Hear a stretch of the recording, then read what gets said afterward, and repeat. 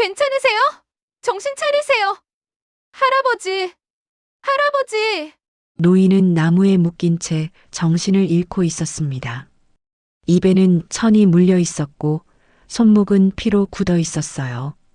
윤서아가 노인의 뺨을 가볍게 두드리며 소리쳤습니다. 대답이 없었어요. 그 순간 노인의 눈이 미세하게 떨렸어요. 아직 살아 있었지만 숨은 가늘었고 몸은 차갑게 식어가고 있었어요. 서아는 울음을 삼키며 주머니에서 작은 낫을 꺼냈어요. 한 번, 두 번 밧줄이 끊어지자 노인의 몸이 그대로 무너져 내렸어요. 조금만 버텨요. 서아는 노인의 팔을 자신의 어깨에 걸쳤어요. 자기 몸보다 훨씬 무거운 노인을 이를 악물고 끌기 시작했어요. 사연 시작 전 구독과 좋아요를 눌러주시고 어디서 듣고 계신지 댓글로 남겨주시면 한 분 한 분께 반갑게 인사드릴게요. 비가 그친 다음 날 아침이었습니다. 서아는 새벽같이 일어나 광주리를 챙겼어요. 할머니가 부엌에서 말했습니다. 오늘은 깊이 들어가지 마라. 네, 할머니. 어두워지기 전에 내려와야 한다. 서아는 고개를 끄덕이고 집을 나섰어요. 산길은 익숙했습니다. 5년째 다니는 길이었으니까요. 2시간쯤 올라가니 평소 약초를 캐던 곳이 나왔어요. 하지만 오늘은 더 깊이 들어가기로 했습니다. 비가 온 다음이라 더덕이 많이 올라올 거였거든요. 30분쯤 더 걸었을 때였어요. 이상한 냄새가 났습니다. 흙냄새도 아니고 풀냄새도 아니었어요. 뭔가 썩는 냄새 같았습니다. 서아가 멈춰 섰어요. 주변을 둘러봤습니다. 그때 나무 사이로 뭔가 보였어요. 사람 손 같았습니다. 서아의 가슴이 쿵 내려앉았어요. 천천히 다가갔습니다. 큰 나무가 있었고 그 나무에 노인이 묶여 있었어요. 굵은 밧줄이 양손과 몸통을 칭칭 감고 있었습니다. 입에는 더러운 천이 물려 있었어요. 손목은 피로 범벅이었습니다. 밧줄을 풀려고 발버둥 친 흔적이었어요. 옷은 찢어지고 흙투성이었습니다. 머리카락은 엉망이었고 얼굴은 상처투성이었어요. 서아가 떨리는 목소리로 말했습니다. 할아버지, 노인의 눈꺼풀이 미세하게 떨렸어요.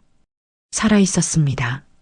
서아가 급히 다가가서 입에 물린 천을 빼냈어요. 노인이 헛기침을 했습니다. 괜찮으세요? 노인이 눈을 가늘게 떴어요. 초점이 없었습니다. 입술이 갈라져 있었고 숨소리가 가늘었어요. 서아는 손이 떨렸지만 울지 않았습니다. 주머니에서 작은 낫을 꺼냈어요. 밧줄을 잘라야 했습니다. 손목부터 풀기 시작했어요. 낫으로 밧줄을 긋듯이 잘랐습니다. 한 번, 두 번, 세 번. 밧줄이 끊어졌어요. 왼손이 풀렸습니다. 오른손도 같은 방법으로 풀었어요. 몸통을 감은 밧줄도 잘랐습니다. 마지막 밧줄이 끊어지자 노인의 몸이 앞으로 쓰러졌어요. 서아가 받쳐줬습니다. 노인은 뼈만 앙상했지만 그래도 무거웠어요.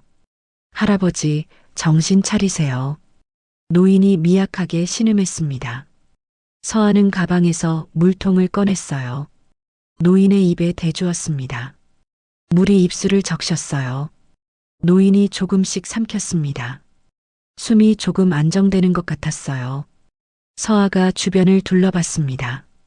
여기서 이러고 있으면 안 됐어요. 해가 지기 전에 내려가야 했습니다. 노인의 팔을 자신의 어깨에 걸쳤어요. 일어나세요. 제가 모셔다 드릴게요. 노인이 힘없이 고개를 끄덕였습니다. 서아가 노인을 일으켰어요. 거의 끌다시피 하며 걷기 시작했습니다. 한 발 한 발이 힘겨웠어요. 노인은 제대로 걷지 못했습니다. 다리에 힘이 없었거든요. 서아는 이를 악물었습니다. 멈추면 안 됐어요. 산길은 험했습니다. 비가 온 후라 지늘기 미끄러웠어요. 서아는 몇 번이나 넘어질 뻔했습니다.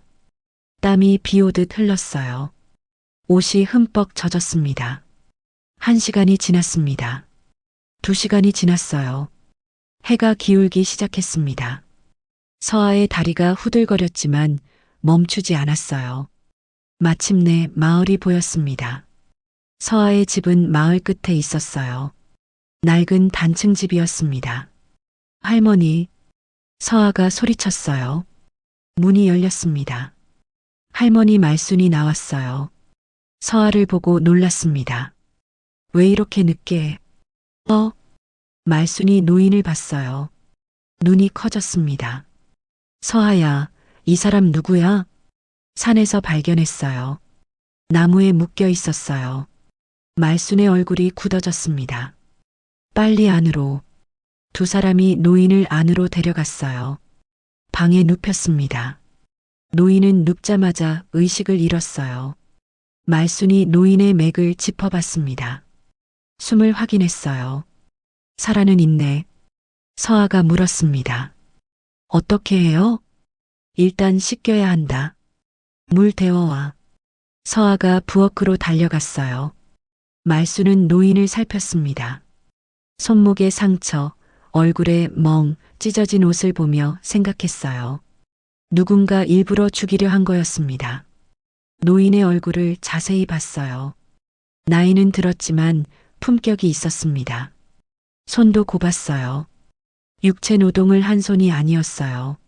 말순의 눈이 가늘어졌습니다. 보통 사람이 아니었어요. 서아가 물을 가져왔습니다. 할머니, 물이요.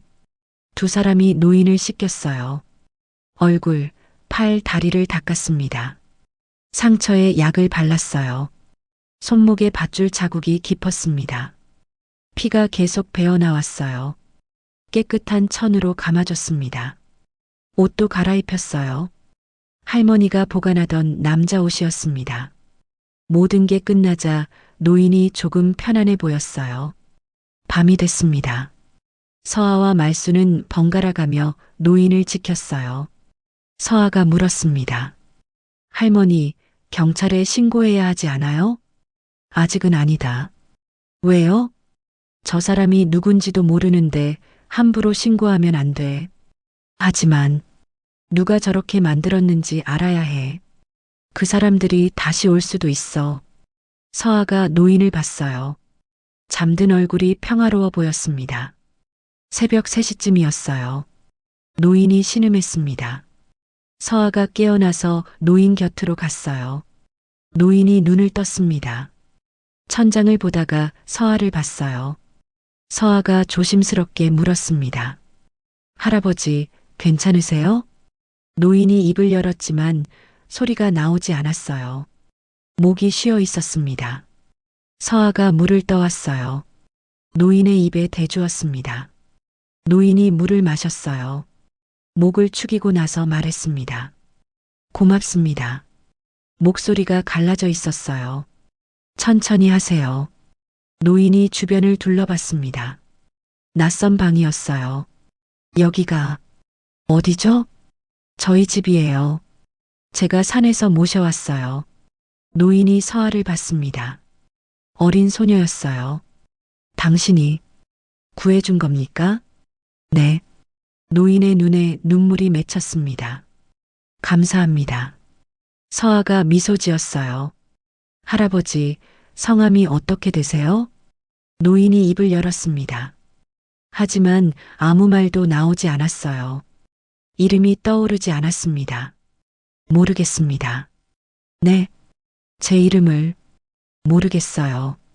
서아의 눈이 커졌어요. 그때 말순이 방으로 들어왔습니다. 깨어났구먼. 노인이 말순을 봤어요. 할머니, 이분이 이름을 모르신대요. 말순이 노인을 살폈습니다. 어디 사십니까? 노인이 고개를 저었어요. 모르겠습니다. 가족은요?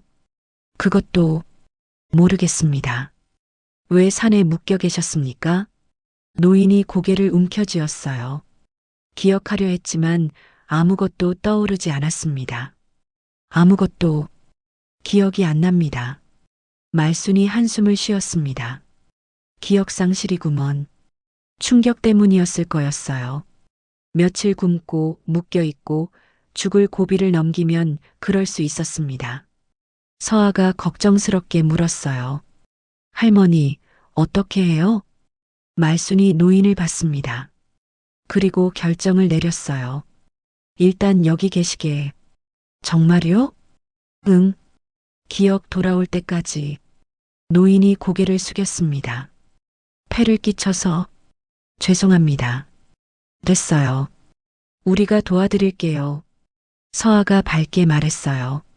노인은 눈물을 닦았습니다. 왜 눈물이 나는지 몰랐어요. 그저 이 낯선 곳이 따뜻하게 느껴졌습니다. 그날부터 노인은 서아의 집에 머물기 시작했어요. 이름도 기억도 과거도 없이요. 서아는 자연스럽게 노인을 할아버지라고 불렀습니다. 노인도 그 호칭이 편안했어요. 왜인지는 몰랐지만요. 같은 시각 서울이었습니다. 태중그룹 본사 회장실에서 강도혁이 전화를 받고 있었어요. 확인했습니까? 전화 너머로 남자 목소리가 들렸습니다. 네, 부회장님. 확실히 처리했습니다. 시체는 찾지 못했습니다. 아마 짐승이 뜯어먹었을 겁니다. 도혁이 미소 지었어요. 잘했어. 보수는 입금해놨어. 감사합니다. 전화가 끊어졌습니다. 도혁은 창밖을 보며 중얼거렸어요. 이제 내 차례다. 일주일이 지났습니다. 노인은 조금씩 회복되고 있었어요. 상처가 아물었고 얼굴에 핏기가 돌았습니다. 하지만 여전히 기억은 돌아오지 않았어요. 서아는 매일 산에서 약초를 캐왔습니다. 할머니는 그걸 팔아서 쌀과 반찬을 샀어요. 노인도 조금씩 집안일을 도왔습니다. 마당을 쓸고 장작을 패고 텃밭을 가꿨어요. 말은 많지 않았습니다. 다만 서아가 집에 돌아올 때마다 대문 앞에서 기다렸어요. 어느 날 저녁이었습니다. 서아가 평소보다 늦게 돌아왔어요. 해가 이미 진 후였습니다. 노인이 대문 앞에 서 있었습니다. 불안한 표정으로 산길을 바라보고 있었어요. 서아가 나타나자 노인이 달려왔습니다. 괜찮아요? 네, 할아버지. 약초가 잘 안 보여서 좀 늦었어요. 노인이 서아의 어깨에 묻은 흙을 털어줬어요. 다치진 않았어요? 네, 괜찮아요. 노인이 서아의 광주리를 받아들었습니다. 무거웠어요. 이렇게 무거운 걸 혼자 들고 익숙해요. 노인의 눈빛이 흔들렸습니다. 가슴 한쪽이 아렸어요. 왜 그런지 몰랐습니다. 밤이었습니다. 세 사람이 저녁을 먹고 있었어요. 된장찌개와 나물 반찬이 전부였습니다. 노인은 조용히 밥을 먹었어요. 맛이 좋았습니다. 아니, 맛있다기보다는 마음이 편안했어요. 서아가 물었습니다. 할아버지, 아직도 기억 안 나세요? 네. 아무것도 떠오르지 않아요. 가족이 있을 텐데. 노인이 젓가락을 멈췄어요. 가족이라는 단어에 뭔가 느껴졌습니다. 하지만 구체적인 건 없었어요. 그저 막연한 그리움 같은 거였습니다. 있을 것 같기도 하고, 모르겠어요. 말순이 끼어들었습니다. 천천히 기다려보게. 언젠가 돌아올 거야. 노인이 고개를 끄덕였어요. 식사를 마치고 서아가 설거지를 했습니다. 노인이 옆에서 거들었어요. 할아버지는 쉬세요. 아니에요. 제가 할게요. 손 다쳐요. 노인의 손목에는 아직 붕대가 감겨 있었어요. 괜찮아요. 이 정도는. 서아가 노인의 손을 잡았습니다. 붕대를 다시 감아줬어요. 할아버지 손은 귀한 손이에요. 귀한 손? 네. 곱잖아요. 일하던 손이 아니에요. 노인이 자신의 손을 봤습니다. 서아 말이 맞았어요. 거칠지 않았습니다. 저도 일을 안 하던 사람이었나 봐요. 부자였을 거예요. 서아가 웃으며 말했어요. 노인도 미소 지었습니다. 밤 11시쯤이었어요. 서아와 말수는 잠들었습니다. 노인만 잠을 이루지 못하고 있었어요. 악몽이 자꾸 찾아왔거든요. 눈을 감으면 보였습니다. 어두운 산길, 쏟아지는 비, 차가운 밧줄이요. 그리고 누군가의 목소리가 들렸어요. 미안합니다, 회장님. 회장님? 노인이 벌떡 일어났습니다. 식은땀이 흘렀어요. 회장이라는 단어가 머릿속에 맴돌았습니다. 익숙한 단어였어요. 하지만 더 이상은 떠오르지 않았습니다. 노인이 밖으로 나갔어요. 마당에 섰습니다. 밤하늘에 별이 총총했어요. 달빛이 밝았습니다. 노인은 하늘을 보며 생각했어요. 나는 누구일까요? 어디서 왔을까요? 왜 산에 버려졌을까요? 그리고 왜 이 집이 이렇게 편안할까요? 대답은 없었습니다. 다음 날 아침이었어요. 서아가 산에 가려고 준비하고 있었습니다. 노인이 말했어요. 저도 같이 가도 될까요? 할아버지가요? 네. 집에만 있으니 답답해서요. 서아가 할머니를 봤어요. 말순이 고개를 끄덕였습니다. 가거라. 근데 무리하지 마. 노인과 서아가 함께 산에 올랐어요. 노인은 산길이 익숙하지 않았습니다. 자주 헛디뎠어요. 서아가 노인의 손을 잡아줬습니다. 천천히 가요. 고맙습니다. 1시간쯤 올라가니 약초밭이 나왔어요. 서아가 약초를 캐기 시작했습니다. 노인은 옆에서 지켜봤어요. 서아의 손놀림이 능숙했습니다. 뿌리를 다치지 않게 조심스럽게 캤어요. 언제부터 이 일 했어요? 10살 때부터요. 10살? 네. 할머니 혼자 하시기 힘드셔서 도와드렸어요. 노인의 가슴이 아팠습니다. 10살짜리 아이가 이런 일을 했다니요. 학교는? 중학교까지 다녔어요. 고등학교는 못 갔어요. 왜요? 돈이 없어서요. 서아가 담담하게 말했어요. 아쉬워하는 기색이 없었습니다. 노인은 아무 말도 할 수 없었어요. 미안한 마음이 들었습니다. 왜 그런지 몰랐지만요. 점심때가 됐습니다. 서아가 가져온 주먹밥을 꺼냈어요. 2개였습니다. 하나 드세요. 노인이 주먹밥을 받았어요. 작았습니다. 서아 것도 마찬가지였어요. 2사람이 나란히 앉아서 먹었습니다. 노인이 자신의 주먹밥 절반을 서아에게 건넸어요. 이거 드세요. 괜찮아요. 저는 배불러요. 드세요. 서아가 받았습니다. 고맙다고 웃었어요. 노인은 서아를 보며 생각했습니다. 이 아이가 왜 이렇게 소중하게 느껴질까요? 대답은 알 수 없었습니다. 오후였어요. 서아가 약초를 캐다가 손을 다쳤습니다. 날카로운 돌에 베인 거였어요. 피가 흘렀습니다. 노인이 황급히 달려왔어요. 다쳤어요? 괜찮아요. 조금만. 노인이 서아의 손을 잡았습니다. 자신의 옷자락을 찢어서 감아줬어요. 병원 가야 해요. 이 정도는 괜찮아요. 안 돼요. 감염되면 어떡해요. 노인의 목소리가 떨렸어요. 과하게 걱정하는 것 같았지만 멈출 수 없었습니다. 서아가 노인을 봤어요. 진심으로 걱정하는 눈빛이었습니다. 알겠어요. 내려가서 할머니한테 보여드릴게요. 지금 당장 내려가요. 노인이 서아의 광주리를 메고 일어섰습니다. 할아버지, 무거워요. 괜찮아요. 빨리 가요. 2사람이 서둘러 산을 내려갔어요. 집에 도착해서 말순이 상처를 봤습니다. 소독하고 약을 발랐어요. 괜찮다. 금방 낫는다. 노인이 그제야 안도했습니다. 밤이었어요. 노인이 또 악몽을 꿨습니다. 이번엔 조금 달랐어요. 산길만 보이는 게 아니라 얼굴도 어렴풋이 보였습니다. 중년 남자였어요. 정장을 입고 있었습니다. 회장님, 이럴 수밖에 없습니다. 그 남자가 밧줄을 묶었어요. 노인이 저항했지만 소용없었습니다. 도여가? 왜? 도여? 노인이 잠에서 깼습니다. 숨이 가빴어요. 도혁이라는 이름이 머릿속에 맴돌았습니다. 누구죠? 왜 이 이름을 알죠?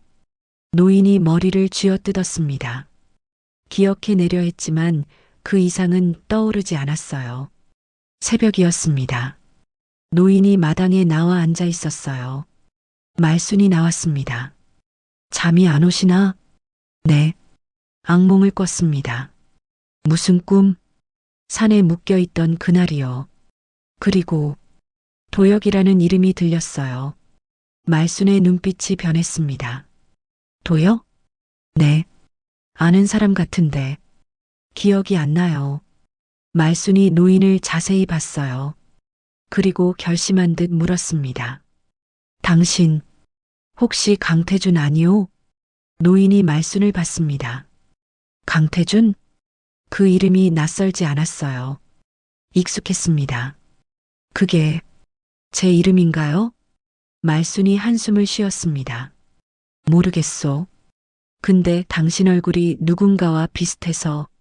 누구요? 말순은 대답하지 않았어요. 그저 노인을 한참 바라봤습니다. 그리고 집 안으로 들어갔습니다.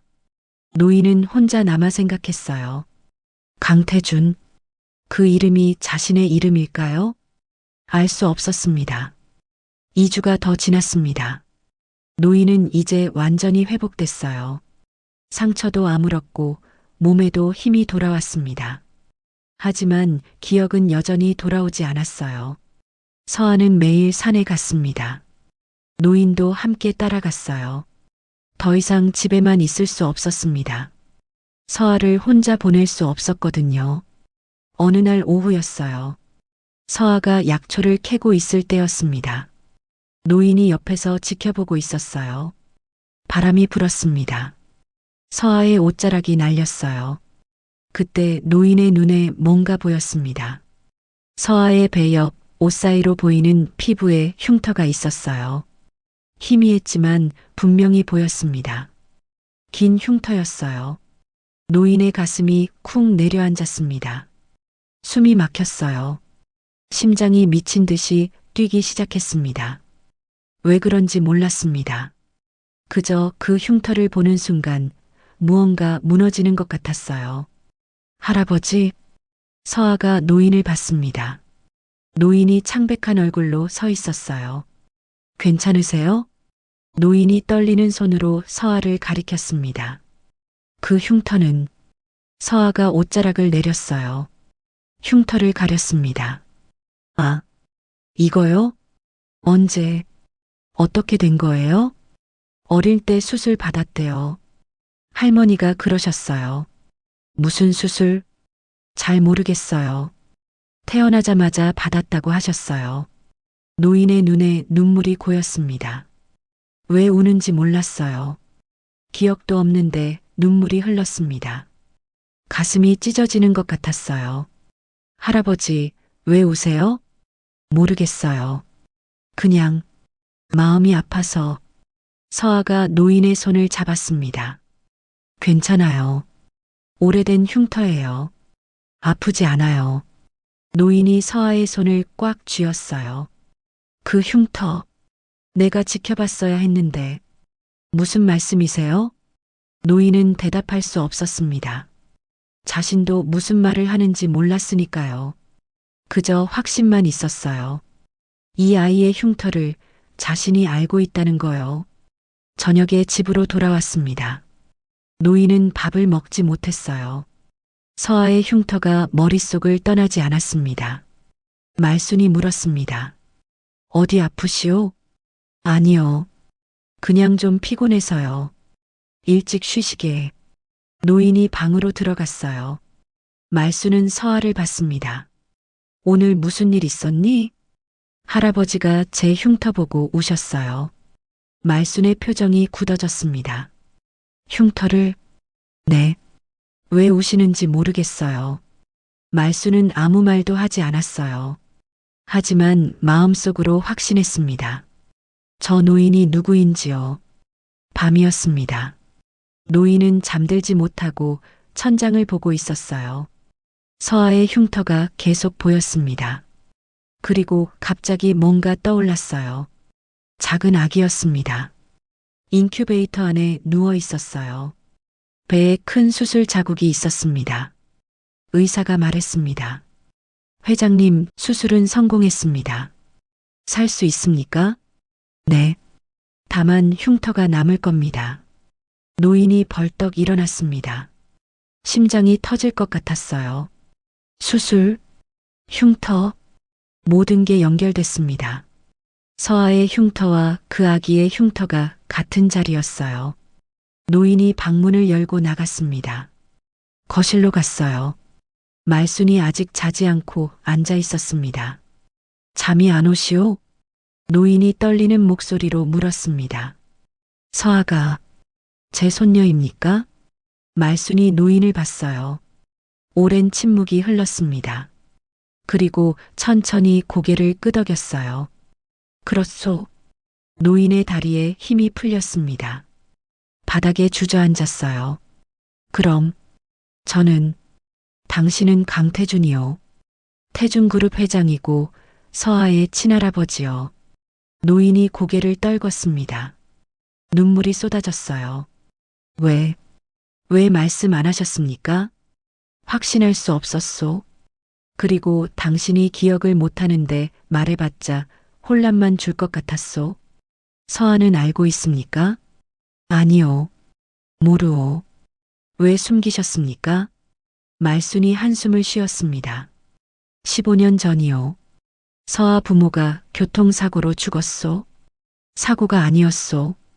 누군가 일부러 죽인 거요. 노인의 눈이 커졌습니다. 누가? 당신 조카 강도혁이요. 노인이 숨을 들이켰어요. 도혁. 악몽에 나오던 그 이름이었습니다. 왜 그런 짓을? 경영권 때문이요. 당신 아들 서아 아버지가 후계자였소. 도혁은 그걸 막으려 했던 거요. 그럼 서아도. 그래요. 서아도 죽이려 했소. 하지만 내가 미리 데리고 도망쳤소. 말순의 목소리가 떨렸습니다. 15년간 여기 숨어 살았소. 도혁이 찾을까 봐요. 노인이 주먹을 쥐었어요. 그 자식이 내 아들을 죽이고 손녀까지. 당신도 죽이려 했소. 산에 버린 게 도혁이요. 모든 게 명확해졌습니다. 도혁이 자신을 제거하려 한 거였어요. 회장 자리를 차지하기 위해서요. 노인이 말순을 봤습니다. 왜 저를 살려주셨습니까? 제가 누군지도 모르면서. 서아가 당신을 구했소. 그 아이가 원했소. 그리고 나도 느꼈소. 당신이 보통 사람이 아니라는 걸. 혹시나 했소. 혹시 강태준이 아닐까 하고. 노인이 고개를 숙였습니다. 감사합니다. 정말 감사합니다. 말순이 노인의 어깨에 손을 올렸어요. 이제 어쩔 거요? 서울로 돌아가야 합니다. 도혁을 처벌해야 해요. 서아는? 노인이 멈췄습니다. 서아, 자신의 손녀. 15년간 할머니와 단둘이 산골에서 숨어 살던 아이요. 같이 데려가고 싶습니다. 안 돼요. 왜요? 아직 위험하오. 도혁을 완전히 무너뜨리기 전까지는 서아를 드러내면 안 돼요. 노인이 고개를 끄덕였습니다. 말순 말이 맞았어요. 그럼 혼자 가겠습니다. 서아한테는 뭐라고 할 거요? 노인이 잠시 생각했습니다. 아무 말도 하지 않겠습니다. 그냥 조용히 떠나겠어요. 그게 나을 것 같소. 노인이 일어났습니다. 방으로 돌아갔어요. 하지만 잠들 수 없었습니다. 기억이 돌아오고 있었어요. 회사, 아들, 손녀, 도혁. 모든 게 떠올랐습니다. 그리고 분노가 치밀어 올랐어요. 도혁은 자신의 아들을 죽였습니다. 어린 손녀까지 죽이려 했어요. 그리고 자신도 산에 버렸습니다. 용서할 수 없었어요. 노인은 주먹을 쥐었습니다. 반드시 복수하겠다고 다짐했어요. 새벽 4시였습니다. 노인이 짐을 챙겼어요. 가진 게 없었습니다. 말순이 빌려준 옷 한 벌뿐이었어요.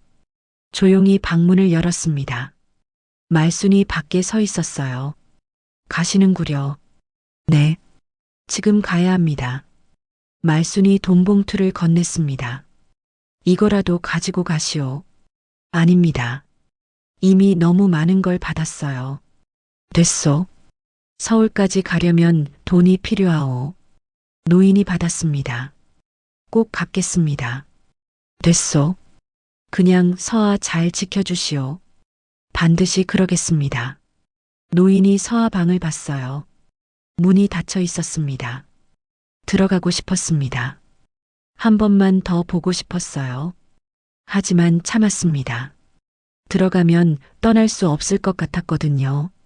서아한테 전해주세요. 고맙다고. 제 생명의 은인이라고. 알겠소. 노인이 집을 나섰습니다. 어두운 산길을 걸어 내려갔어요. 뒤돌아보지 않았습니다. 뒤돌아보면 돌아갈 것 같았으니까요. 새벽 6시 서아가 깼습니다. 평소보다 일찍 일어났어요. 뭔가 불안한 느낌이 들었습니다. 노인 방으로 갔습니다. 문을 열었어요. 방이 비어 있었습니다. 할아버지? 대답이 없었어요. 서아가 거실로 달려갔습니다. 할머니가 부엌에 있었어요. 할머니, 할아버지 어디 가셨어요? 말순이 서아를 봤습니다. 떠나셨다. 네. 기억이 돌아왔단다. 그래서 집으로 가셨어. 서아의 가슴이 철렁 내려앉았습니다. 언제요? 새벽에. 왜 아무 말도 안 하고. 서아의 눈에 눈물이 고였어요.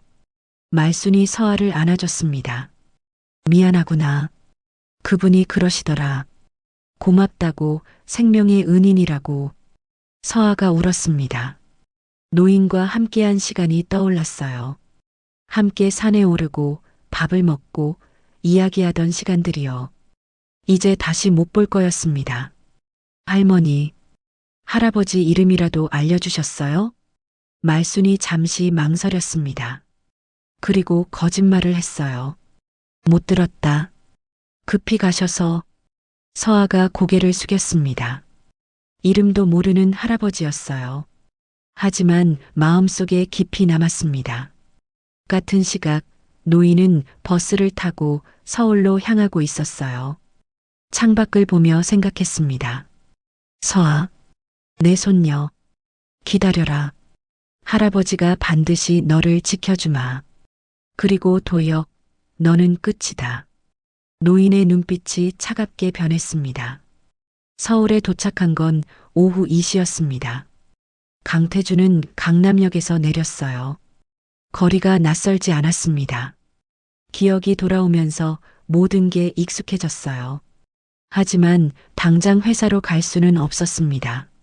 지금 상태로 가면 경비에게 쫓겨날 거였어요. 태준은 공중전화를 찾았습니다. 동전을 넣고 번호를 눌렀어요. 기억 속에 남아있던 번호였습니다. 신호음이 울렸습니다. 세 번째 신호 후 누군가 받았어요. 여보세요? 중년 남자 목소리였습니다. 나야. 전화 너머가 조용해졌어요. 숨소리만 들렸습니다. 회장님? 그래. 세상에. 살아계셨습니까? 응. 지금 강남역이야. 데리러 와. 당장 가겠습니다. 전화가 끊어졌습니다. 태주는 역 앞 벤치에 앉아 기다렸어요. 30분쯤 지나자 검은색 세단이 멈춰 섰습니다. 차에서 남자가 내렸어요. 50대 중반쯤 돼 보이는 남자였습니다. 정장을 입고 있었어요. 비서실장 한성민이었습니다. 성민이 태준을 보고 눈을 크게 떴어요. 믿을 수 없다는 표정이었습니다. 회장님, 정말 회장님이십니까? 그래. 성민이 태준 앞에 무릎을 꿇었습니다. 죄송합니다. 제가 지키지 못했습니다. 일어나. 내 잘못이 아니야. 하지만 차에 타. 얘기는 나중에 하자. 두 사람이 차에 탔습니다. 차가 출발했어요. 성민이 운전하며 물었습니다. 어디로 모실까요? 집으로 가자. 일단 씻고 옷부터 갈아입어야겠어. 네, 회장님. 차가 한남동으로 향했습니다. 태준의 자택이 있는 곳이었어요. 30분 후 대저택 앞에 도착했습니다. 태준이 내렸어요. 집을 봤습니다. 한 달 만이었지만 훨씬 오래된 것 같았어요. 집 안으로 들어갔습니다. 가정부가 놀라 소리쳤어요. 회장님, 오래간만이야. 살아계셨군요. 감사합니다.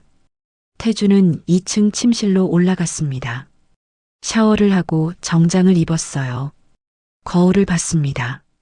한 달 전의 모습이 돌아왔어요. 하지만 눈빛은 달랐습니다. 전보다 차갑고 날카로웠어요. 서재로 내려왔습니다. 성민이 기다리고 있었어요. 회장님, 그동안 무슨 일이 있으셨습니까? 태준이 자초지종을 설명했습니다. 산에 버려진 일, 기억을 잃은 일, 소녀가 구해준 일까지 전부요. 성민이 듣고 주먹을 쥐었어요. 도혁 부회장이 어떻게 그런 짓을? 지금 회사 상황이 어때? 도혁 부회장이 사실상 경영권을 쥐고 있습니다. 이사회는 회장님이 실종되신 후 긴급 이사회가 열렸습니다. 도혁 부회장이 임시 대표이사로 선임됐어요. 태준의 눈이 가늘어졌습니다. 내 실종을 어떻게 발표했지? 건강 악화로 요양 중이라고 했습니다. 증거는 의사소견서를 위조했습니다. 그리고 회장님 서명도 위조했어요. 태준이 책상을 쳤습니다. 치밀하게 준비했구나. 네. 이미 몇 달 전부터 준비한 것 같습니다. 내 측근들은? 성민이 어두운 표정을 지었어요. 대부분 자천됐습니다. 저도 비서실장에서 해임됐어요. 누가 실장 됐어? 도혁 부회장 사람입니다. 태준이 한숨을 쉬었습니다. 완전히 장악했구나. 네. 이 사진 대부분이 도혁 편입니다. 재무 상황은 도혁이 회사 자금을 빼돌리고 있습니다. 태준의 눈이 빛났습니다. 증거 있어? 일부는 확보했습니다. 성민이 서류 뭉치를 꺼냈어요. 태준에게 건넸습니다. 태준이 서류를 봤어요. 비자금 조성, 횡령, 배임 증거들이 있었습니다. 이걸 어떻게 구했어? 회장님 측근들이 모은 겁니다. 언젠가 필요할 거라고 생각했어요. 잘했어. 태준이 서류를 덮었습니다. 이제 준비하자. 무엇을요? 복수? 태준의 목소리가 차갑게 식었어요. 도혁을 완전히 무너뜨릴 거야. 법적으로, 경제적으로, 사회적으로. 성민이 고개를 끄덕였습니다. 어떻게 하시겠습니까? 일단 조용히 움직여야 해. 도혁이 내가 살아있다는 걸 모르게. 네. 측근들 모아. 믿을 수 있는 사람들만. 알겠습니다. 그리고 법무법인 연락해. 소송 준비해야 해. 무슨 소송입니까? 경영권 반환, 횡령 고소, 배임 고소. 전부 다. 성민의 눈이 빛났습니다. 네, 회장님. 이틀 후였습니다. 태준은 측근 5명을 만났어요. 비밀 회의였습니다. 한 호텔 스위트룸에서 만났습니다. 측근들이 태준을 보고 놀랐어요. 회장님, 살아계셨군요. 태준이 손을 들어 제지했습니다. 조용히 해. 아직 아무도 모르게 해야 해. 모두가 자리에 앉았어요. 태준이 입을 열었습니다. 도혁을 무너뜨릴 거야.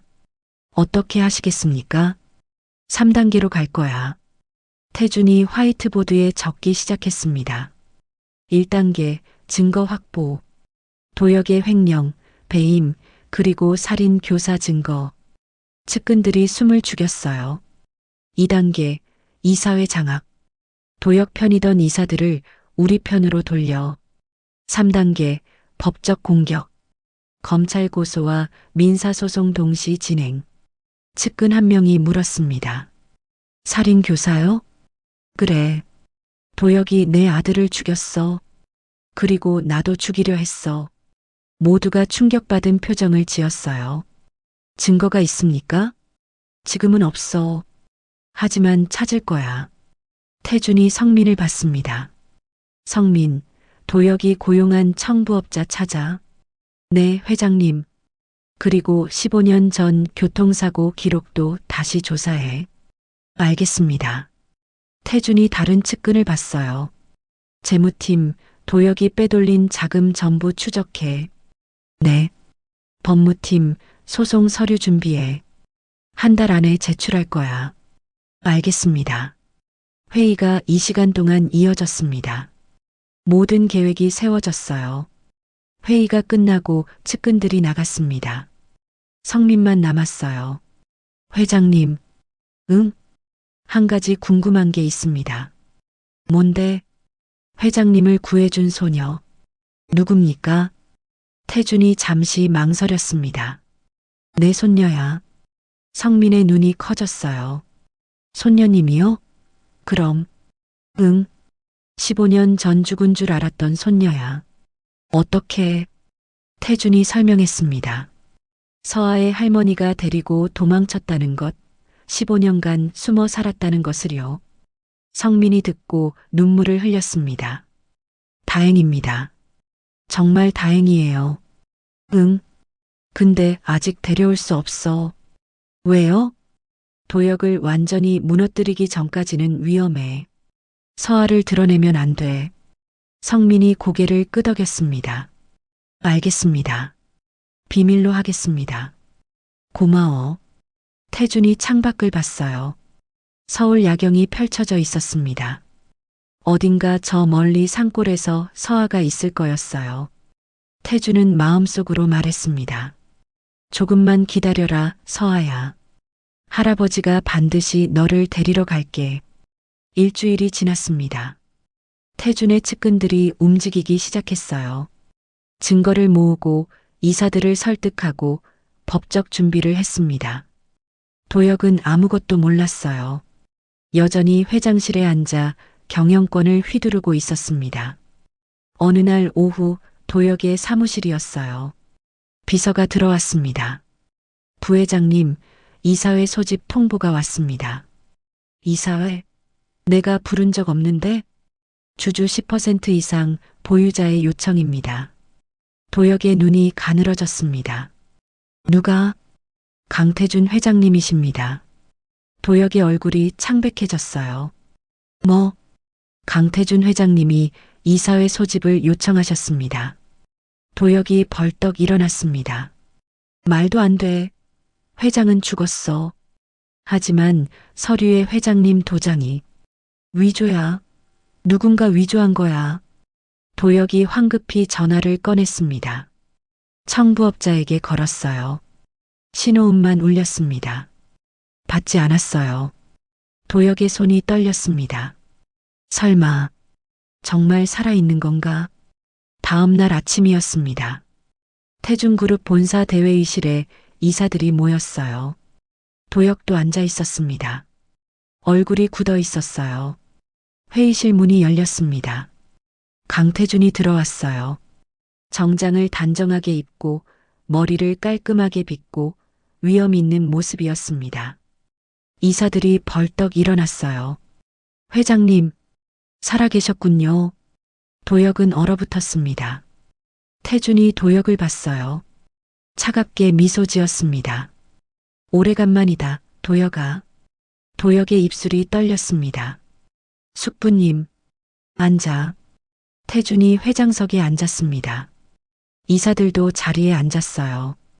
태준이 입을 열었습니다. 오늘 이사회를 소집한 이유는 간단합니다. 모두가 귀를 기울였어요.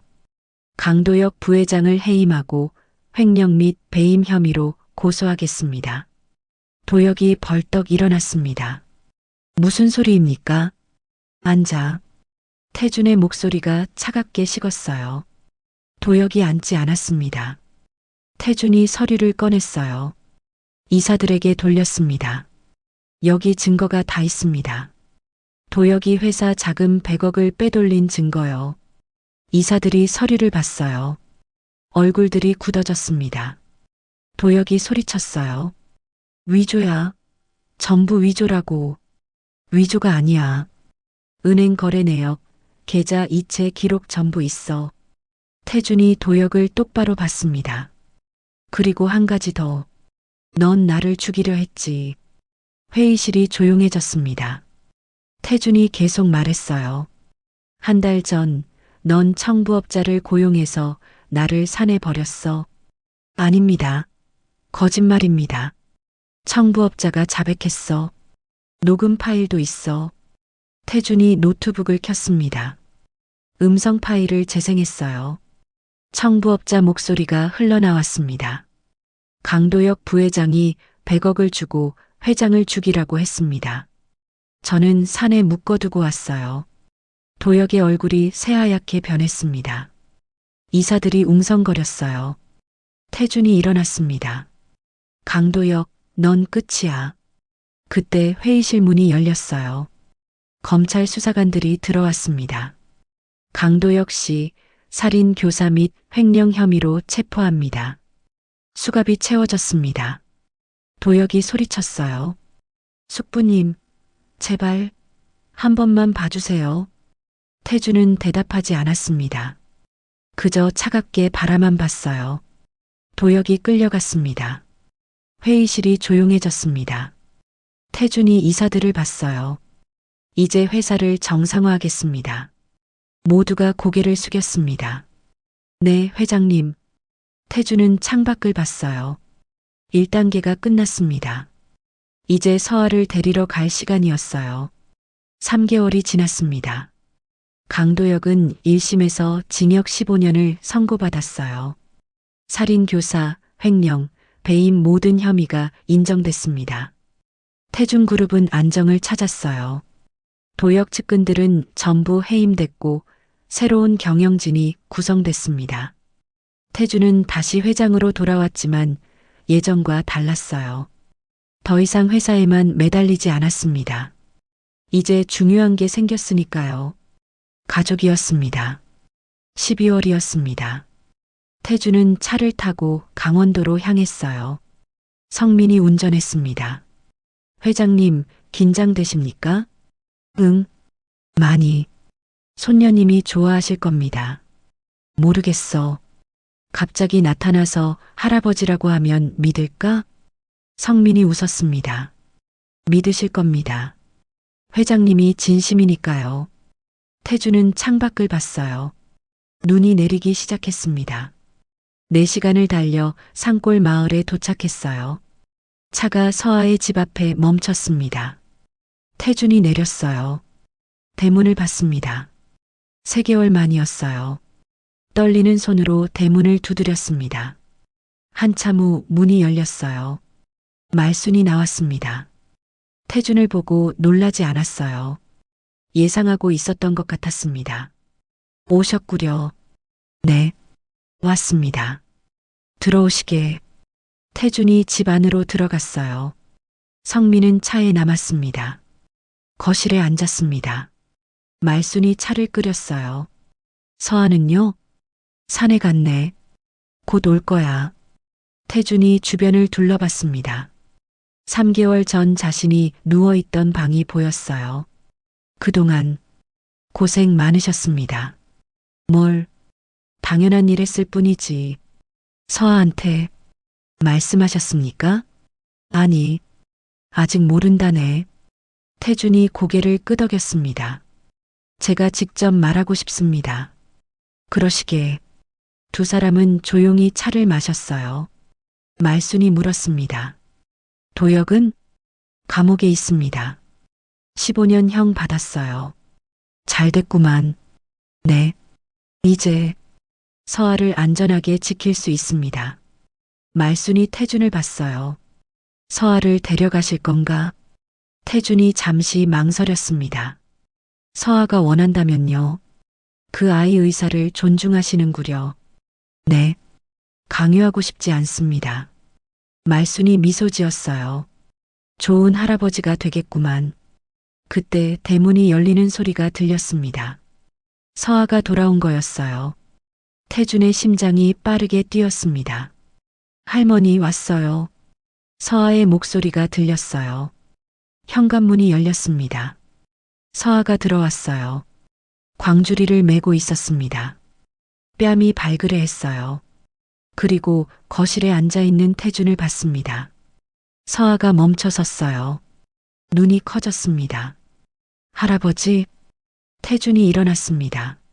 눈에 눈물이 고였어요. 서아야. 서아가 광주리를 내려놓았습니다. 천천히 다가왔어요. 정말 할아버지세요? 그래.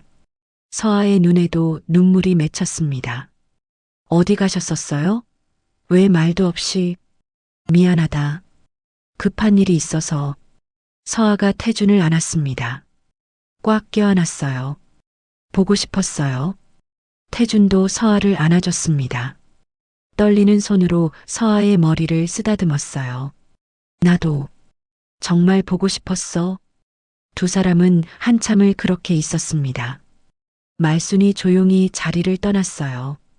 둘만의 시간을 주려고요. 서아가 얼굴을 들었습니다. 눈물 범벅이었어요. 할아버지, 기억 돌아오셨어요? 응, 다 돌아왔어. 그럼, 이름도요? 태준이 고개를 끄덕였습니다. 강태준이야. 강태준. 서아가 이름을 되뇌었어요. 저, 할아버지한테 할 말이 있어요. 뭔데? 사실은, 서아가 말을 잇지 못했습니다. 태준이 서아의 손을 잡았어요. 알아. 다 알아. 네. 넌 내 손녀야, 서아야. 서아의 눈이 커졌습니다. 무슨 말씀이세요? 태준이 설명하기 시작했습니다. 서아의 아버지가 자신의 아들이었다는 것, 15년 전 사고로 돌아가셨다는 것, 도혁이 죽였다는 것까지요. 서아는 듣고 주저앉았습니다. 그럼 제가 할아버지 손녀예요? 그래. 왜 진작 말씀 안 하셨어요? 위험했어. 도혁이 너를 찾을까봐. 서아가 고개를 숙였습니다.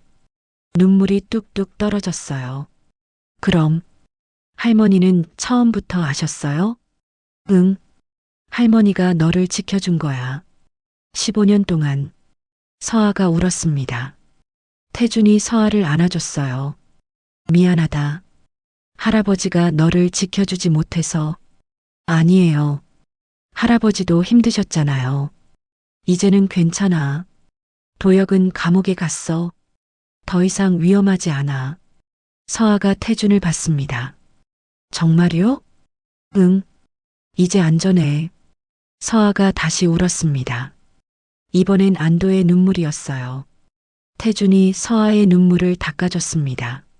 서아야. 네. 나랑 서울 가자. 서아가 태준을 봤어요. 서울요? 응. 할아버지랑 같이 살자. 서아가 망설였습니다. 할머니를 봤어요. 말순이 웃으며 말했습니다. 가거라. 할아버지랑 사는 게 맞다. 하지만 할머니는 나는 괜찮아. 평생 여기 살았으니 여기가 편해.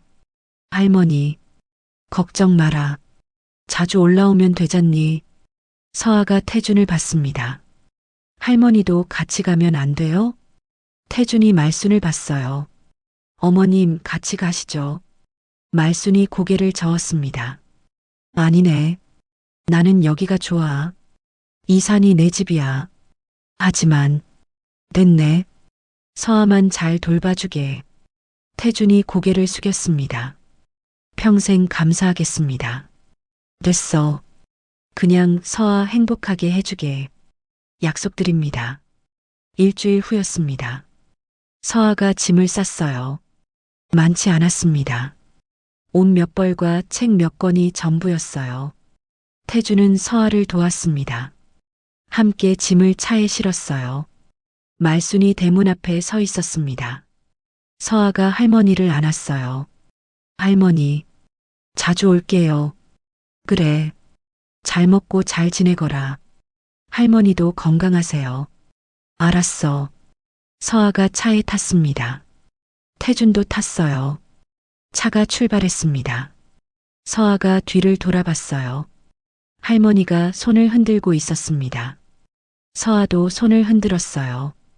눈물이 흘렀습니다. 태준이 서아의 손을 잡아줬습니다. 괜찮아. 자주 올 거야. 네. 차가 산길을 빠져나갔습니다. 4시간 후 서울에 도착했어요. 한남동 저택 앞에 차가 섰습니다. 서아가 내려서 집을 봤어요. 눈이 커졌습니다. 여기 할아버지 집이에요? 그래. 너무 커요. 태준이 웃었습니다. 들어가자. 집 안으로 들어갔습니다. 가정부들이 줄지어 서서 인사했어요. 어서 오십시오, 아가씨. 서아가 당황했습니다. 이런 대접을 받아본 적이 없었거든요. 태준이 서아를 2층으로 안내했어요. 여기가 내 방이야. 문을 열었습니다. 넓은 방이 나타났어요. 침대, 책상, 옷장, 심지어 개인 욕실까지 있었습니다. 서아가 멍하니 서 있었어요. 너무 좋아요. 마음에 들어? 네. 근데 너무 과한 것 같아요. 태준이 서아의 어깨에 손을 올렸습니다. 아니야. 너한테 해줘야 할 게 너무 많아. 15년 동안 못 해준 것들. 할아버지, 천천히 적응하자. 급하지 않아. 서아가 고개를 끄덕였어요. 그날 저녁 2사람은 함께 식사를 했습니다. 긴 식탁에 음식이 가득했어요. 서아는 어떤 걸 먹어야 할지 몰랐습니다. 태준이 서아 접시에 음식을 담아줬어요. 천천히 먹어. 네. 식사를 하며 태준이 물었습니다. 서아야, 하고 싶은 거 있어? 하고 싶은 거요? 응. 공부든 일이든 뭐든. 서아가 잠시 생각했어요. 공부하고 싶어요. 공부? 네. 고등학교 못 나왔잖아요. 검정고시라도 보고 싶어요. 태준이 미소 지었습니다. 좋아. 당장 준비하자. 선생님도 모셔올게. 정말요? 그럼. 대학도 가고 싶으면 가고. 서아의 눈이 빛났습니다. 감사합니다, 할아버지. 고맙긴. 당연한 거지. 식사를 마치고 서아가 방으로 갔어요. 창밖을 봤습니다. 서울 야경이 펼쳐져 있었어요. 3개월 전만 해도 산골에서 약초를 캐던 자신이었습니다. 지금은 재벌 회장의 손녀가 됐어요. 믿기지 않았습니다. 하지만 행복했어요. 할아버지가 있었으니까요. 다음 날부터 서아의 새로운 생활이 시작됐습니다. 오전에는 과외 선생님과 공부했어요. 검정고시 준비였습니다. 오후에는 태준과 함께 시간을 보냈습니다. 산책도 하고 영화도 보고 이야기도 나눴어요. 태준은 서아에게 아버지 이야기를 해줬습니다. 어떤 사람이었는지, 얼마나 착했는지요. 서아는 처음으로 아버지에 대해 알게 됐어요. 사진도 봤습니다. 자신과 닮았더라고요. 한 달이 지났습니다. 서아가 검정고시를 봤어요. 합격했습니다. 태준이 축하 파티를 열어줬어요. 작은 파티였지만 따뜻했습니다. 서아가 말했습니다.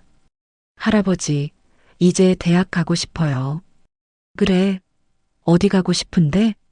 사회복지학과요. 사회복지? 네. 저처럼 어려운 사람들 돕고 싶어요. 태준의 눈에 눈물이 맺혔습니다. 착한 아이였어요. 자신이 받은 아픔을 다른 사람을 돕는데 쓰려고 했습니다. 좋아. 최고의 대학 보내줄게. 감사합니다. 서아가 대학 입시를 준비하기 시작했어요. 태주는 옆에서 응원했습니다. 1년 후 서아가 대학에 합격했어요. 태준이 입학식에 갔습니다. 서아의 손을 잡고 캠퍼스를 걸었어요. 할아버지, 꿈 같아요. 뭐가? 이렇게 학교 다니는 게요. 이제 시작이야. 앞으로 더 좋은 일들이 있을 거야. 서아가 태준을 안았습니다. 할아버지 덕분이에요. 정말 감사해요. 태준도 서아를 안아줬어요. 아니야. 나야말로 고마워. 내가 날 살렸잖아. 제가요? 그래. 산에서 구해줬잖아. 내가 아니었으면 난 죽었어. 당연한 거 했어요. 태준이 서아를 봤습니다. 넌 참 착한 아이야. 할아버지도요. 두 사람이 웃었습니다. 3년이 지났습니다. 서아는 대학을 졸업했어요. 사회복지사가 됐습니다. 태준그룹 산하 재단에서 일하기 시작했어요. 어려운 아이들을 돕는 일이었습니다. 태준은 회장직을 내려놓았습니다. 이제 77세였어요. 은퇴할 때였습니다. 대신 서아를 재단 이사장으로 앉혔어요. 어느 일요일 오후였습니다. 태준과 서아가 함께 강원도에 갔어요. 말순을 만나러요. 말순은 여전히 산골에 살고 있었습니다. 건강했어요. 세 사람이 함께 저녁을 먹었습니다. 된장찌개와 나물 반찬이었어요. 예전처럼요. 태준이 밥을 먹으며 말했습니다. 이 맛이야. 역시 손맛이 최고예요. 말순이 웃었습니다. 서울 음식에 물렸을 텐데. 아니에요. 이게 제일 맛있어요. 서아도 웃으며 말했어요. 저도요. 할머니 음식이 제일 좋아요. 세 사람이 웃었습니다. 식사를 마치고 마당에 앉았어요. 별이 총총했습니다. 태준이 하늘을 보며 말했습니다. 참 많은 일이 있었네요. 그러게요. 말순이 대답했습니다. 하지만 다 잘 됐어요. 서아가 말했어요. 맞아. 모두 함께 있으니까. 태준이 서아의 손을 잡았습니다. 말순의 손도 잡았어요. 세 사람의 손이 이어졌습니다. 고맙습니다. 두 분 다. 태준이 말했어요. 저야말로. 말순이 대답했습니다. 저도요. 서아가 웃으며 말했어요. 세 사람은 한참을 그렇게 앉아 있었습니다. 별빛 아래서요. 태준은 생각했습니다. 자신은 회장으로 돌아온 게 아니었어요. 서아가 살려준 할아버지로 돌아온 거였습니다. 그리고 그게 가장 중요한 거였어요. 권력도, 돈도, 명예도 아니었습니다. 가족이었어요. 서로를 지키는 것이요. 태준은 서아를 봤습니다. 서아도 태준을 보며 웃었어요. 할아버지와 손녀였습니다. 산에서 만나 서로를 구한 두 사람이요. 그리고 앞으로도 함께 살아갈 가족이었습니다. 이 사연을 끝까지 시청해 주셔서 감사합니다. 마음에 와닿으셨다면 잘 들었다고 댓글 한마디만 남겨주세요. 다음 영상을 만드는데 큰 힘이 됩니다.